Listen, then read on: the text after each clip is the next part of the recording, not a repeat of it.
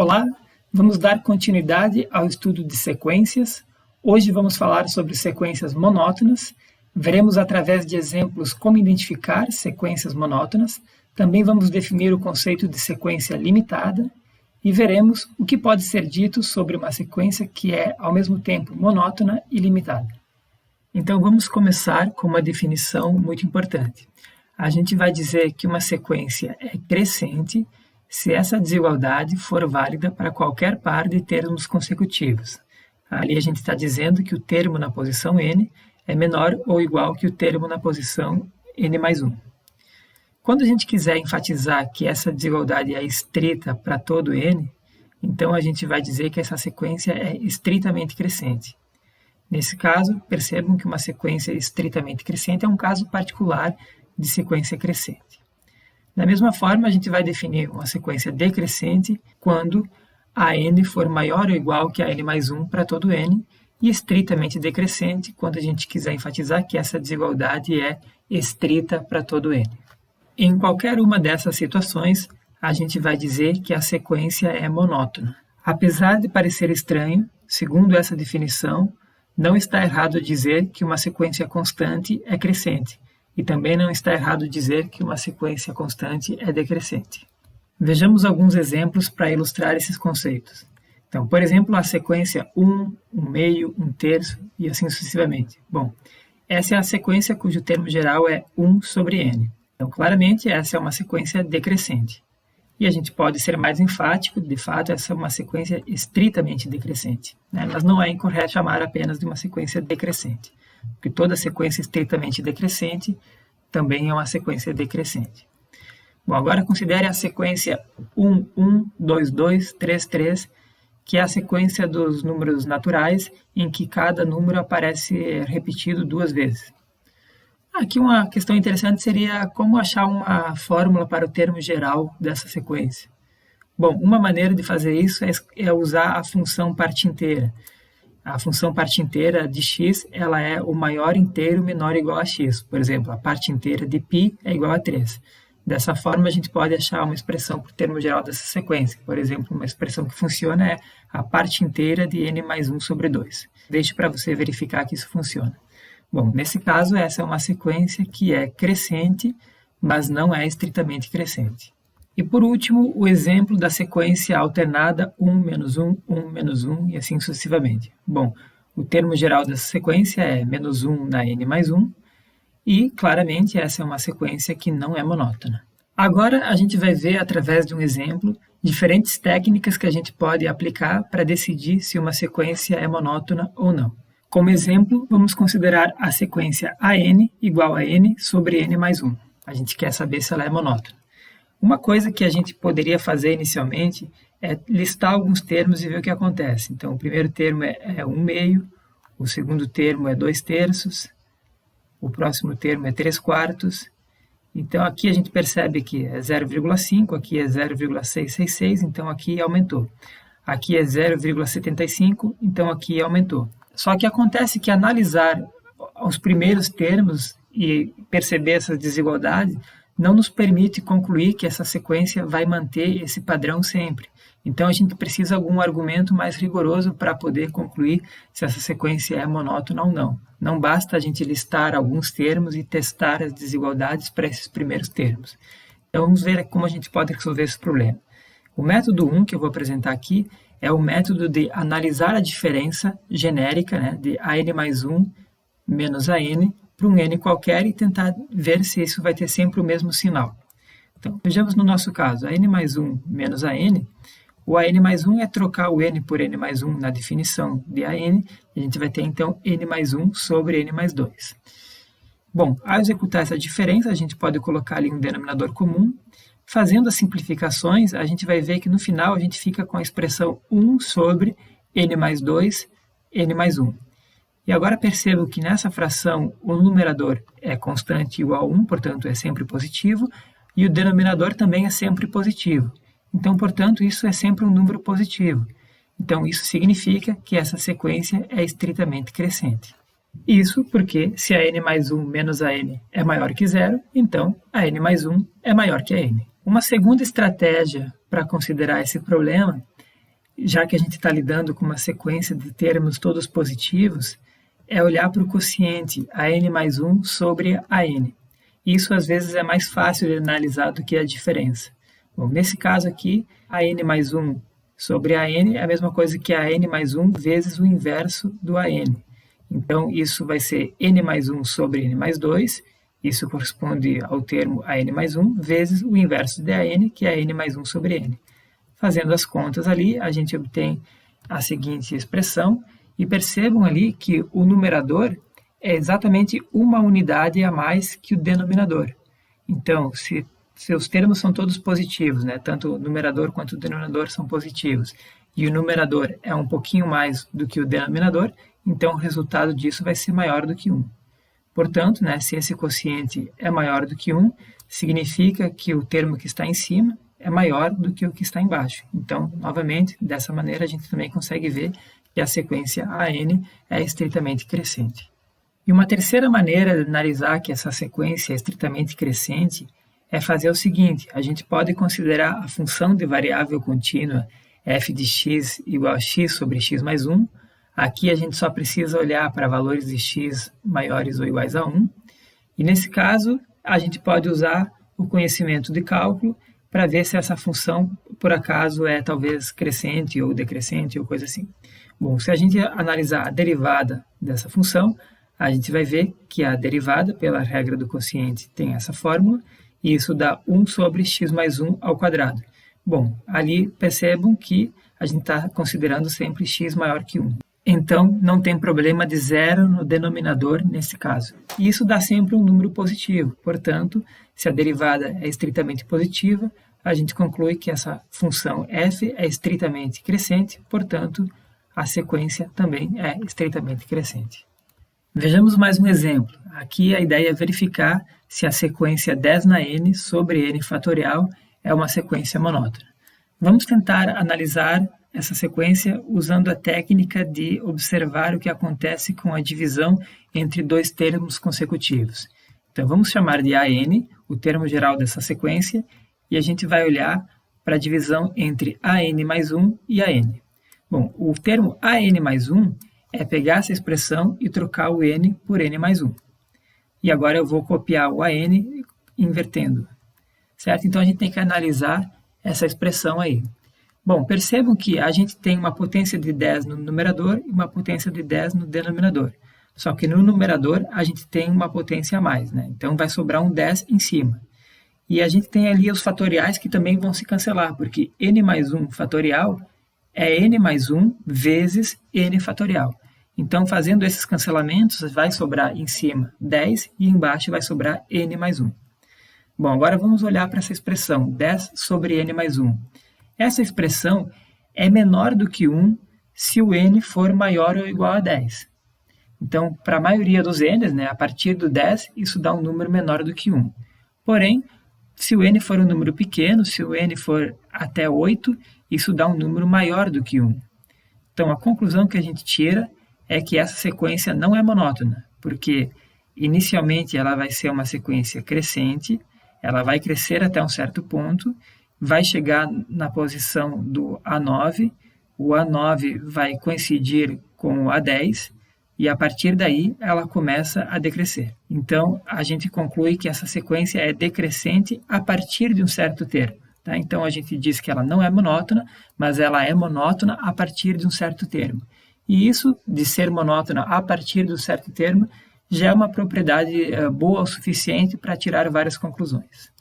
Agora a gente vai apresentar um outro conceito muito importante, que é o conceito de sequências limitadas. Então vamos ver essa definição. A gente vai dizer que uma sequência é limitada superiormente quando existir um certo número m, tal que esse número m é maior que todos os termos da sequência, né? Então isso tem que valer para todo n, a n menor ou igual a m para todo n. E da mesma forma a gente vai dizer que uma sequência é limitada inferiormente quando existir um certo número L que é menor do que todos os termos da sequência. E a gente vai dizer simplesmente que a sequência é limitada quando ela for limitada por cima e por baixo. Então, a n tem que ser menor ou igual que um certo m e maior ou igual que um certo L para todo n. Nesse caso, percebam então que uma sequência é dita limitada quando, em valor absoluto, ela é uma sequência limitada superiormente. Então, a gente viu os conceitos de monotonicidade e de limitação. Monotonicidade sozinha não implica convergência. Por exemplo, considere a sequência AN igual a N. Essa é uma sequência que é monótona, ela é estritamente crescente, mas ela não converge, ela diverge, ela vai para o infinito. Limitação sozinha também não implica convergência. Por exemplo, considere a sequência AN igual a menos 1 na N. É uma sequência limitada, em módulo ela é sempre menor ou igual a 1. Na verdade, ela é constante igual a 1 em módulo, mas ela não converge. Ela diverge porque fica alternando entre os valores menos 1 e 1. Agora a gente vai ver que se uma sequência for monótona e limitada ao mesmo tempo, então a gente vai poder concluir que essa sequência é convergente. E isso é um teorema, então vamos ver o enunciado do teorema. Suponha que a n seja uma sequência crescente e limitada superiormente. Então, nesse caso, a gente pode concluir que essa sequência é convergente. E, de fato, a gente não precisa supor que ela é crescente desde o início.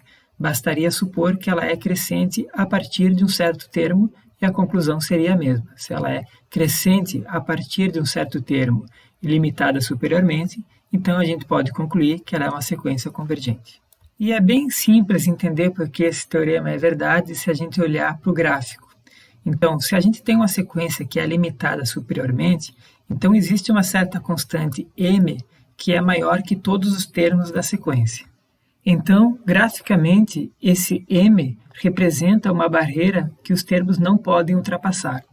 Como essa sequência é crescente, ela também não pode ficar subindo e descendo de modo a não convergir por isso. Então, não tem outro jeito, ela vai ter que ficar crescendo e isso obriga ela a se acumular em algum valor limite, que não necessariamente precisa ser o m, ela pode se acumular em algum valor anterior ao m. E isso faz com que a sequência seja convergente. Então, nessa situação, a gente conclui que a sequência é convergente e que o limite é menor ou igual a m. E a gente vai ter um resultado análogo para sequências decrescentes e limitadas inferiormente. O resultado é o seguinte: se eu tenho uma sequência decrescente a partir do certo termo e limitada inferiormente, então ela é convergente. E a explicação é a mesma que a anterior, agora considerando um gráfico decrescente com uma barreira inferior. Vamos ver como a gente pode usar o teorema anterior para mostrar que a sequência 10 na n sobre n fatorial é convergente. E além disso, a gente quer calcular o seu valor limite. Bom, anteriormente a gente analisou essa sequência, considerando o termo geral an igual a 10 na n sobre n fatorial, a gente viu que a divisão an mais 1 sobre a n é igual a 10 sobre n mais 1, e isso nos permitiu concluir que essa sequência é decrescente a partir de um certo termo. Notem também que essa sequência é uma sequência cujos termos são todos positivos. Portanto, essa é uma sequência decrescente e limitada inferiormente. Ela é limitada inferiormente pelo valor zero. Então, a gente pode usar o teorema anterior e concluir que essa é uma sequência convergente. Ela converge para um certo limite L, e por enquanto a gente sabe que esse L tem que ser um valor maior ou igual a zero, porque todos os termos da sequência são maiores ou iguais a zero. Então, agora a questão que fica é como obter esse valor limite L. Bom, para isso, observe que essa igualdade que está em laranja pode ser escrita da seguinte maneira. O que a gente vai fazer é passar o limite quando n tende a infinito nessa igualdade. Então, fazendo n tender a infinito nessa igualdade, a gente vai ter que o an mais 1 tende a L, assim como o an, e essa fração 10 sobre n mais 1 tende a zero. Portanto, a gente vai obter que L tem que ser igual a zero vezes L. Daí concluímos que o L deve ser igual a zero. Percebam que primeiro a gente teve que concluir que esse limite existe, usando o teorema anterior, que é um teorema de existência, e uma vez sabendo que esse limite existe, a gente foi capaz de calcular o seu valor. Agora, a gente vai ver um exemplo muito importante, que é o exemplo da sequência AN igual a 1 mais 1 sobre n elevado a n. A gente quer analisar o comportamento dessa sequência. Bom, eu vou chamar a atenção aqui para uma abordagem incorreta para que vocês não façam dessa maneira. Uma abordagem incorreta seria analisar o problema da seguinte maneira. Bom, o 1 mais 1 sobre n está convergindo para 1. 1 elevado a qualquer expoente é sempre 1. Então, eu poderia tentar concluir, a partir disso, que o limite dessa sequência vai ser igual a 1. E isso não está correto. Essa conclusão não é válida. A gente tem que tomar muito cuidado com essas manipulações que envolvem o limite. Aqui percebam o seguinte, apesar de 1 elevado a n ser 1 para todo n, aqui a base nunca vai ser igual a 1, ela é sempre um pouquinho maior do que 1. E um número um pouquinho maior do que 1 elevado a um expoente grande pode dar um número muito grande a princípio. Outra coisa que não funciona nesse problema é tentar calcular esse limite com uma calculadora. Se a gente pegar um n muito grande, pode acontecer desse 1 mais 1 sobre n sair da precisão da calculadora e isso acabar sendo considerado como igual a 1 pela calculadora. E aí, se isso for considerado igual a 1, elevado a qualquer expoente, isso vai dar 1. E a gente vai ver que esse limite não é igual a 1. Vamos ver uma situação onde apareceria essa sequência. Suponha que a gente tem um capital de R$1 e a gente quer investir e descobrir qual vai ser o montante que a gente vai ter depois de 1 ano. E a gente vai fazer essa simulação dependendo da taxa de juros. A gente vai fazer várias simulações a juros compostos e a gente vai simular a taxa de juros de 100% ao ano, então seria apenas uma vez o rendimento, depois de 1 ano rende 100%. Uma outra simulação a gente vai fazer a taxa de juros de 50% aos semestres, então esse dinheiro vai render 2 vezes. Numa outra simulação a gente vai fazer um rendimento de 33,33% ao quadrimestre, então ele vai render 3 vezes. E numa outra simulação a gente vai fazer um rendimento de 25% ao trimestre, então vai ser 4 rendimentos de 25%. Bom, na primeira situação, depois de 1 ano, eu vou ter o R$1 que eu tinha inicialmente mais o R$1 que rendeu dos juros. Então a gente vai ter R$2 depois de 1 ano. Na segunda simulação, eu tenho um aumento de 50% a cada semestre. Aumento de 50% significa multiplicar o montante por 1,5. Então, eu vou ter que multiplicar o montante por 1,5 2 vezes. Então, eu teria, ao final de 1 ano, 1,5 ao quadrado, e isso é 2,25. Nessa terceira situação, eu teria que multiplicar o montante por 1 mais 1/3 3 vezes. E nessa situação, eu teria, então, aproximadamente 2,37, que já é um pouquinho mais do que 2,25. Nessa quarta situação, o montante vai ser multiplicado por 1 mais 1/4, né? Porque 25% é 1/4, então aumentar 25% é multiplicar por 1,25. Então, eu vou ter que multiplicar por 1,25 4 vezes, e isso vai dar aproximadamente 2,44. Bom, e assim sucessivamente. Então, se eu dividir o ano em n intervalos iguais, o que eu obtenho depois de 1 ano é 1 mais 1 sobre n elevado a n. Nesse exemplo, eu não vou fazer todos os detalhes. É possível expandir 1 mais 1 sobre n elevado a n usando a fórmula do binômio de Newton, e isso nos permitiria concluir, fazendo uma análise cuidadosa, que essa sequência AN é crescente. E, além disso, também a gente conseguiria observar que todos os termos são menores do que 3, por exemplo. Dessa forma, a gente tem uma sequência que é crescente e limitada superiormente, portanto, a gente pode concluir que essa sequência converge. E esse limite é o que a gente vai chamar de E. Esse é o E, que a gente já conhece, cujo valor é aproximadamente 2,718. Existem várias maneiras de definir a constante E, e essa é uma delas. Então, a gente pode definir dessa maneira e deduzir todas as outras equivalências correspondentes à constante E. Historicamente, essa é a primeira formulação da constante E.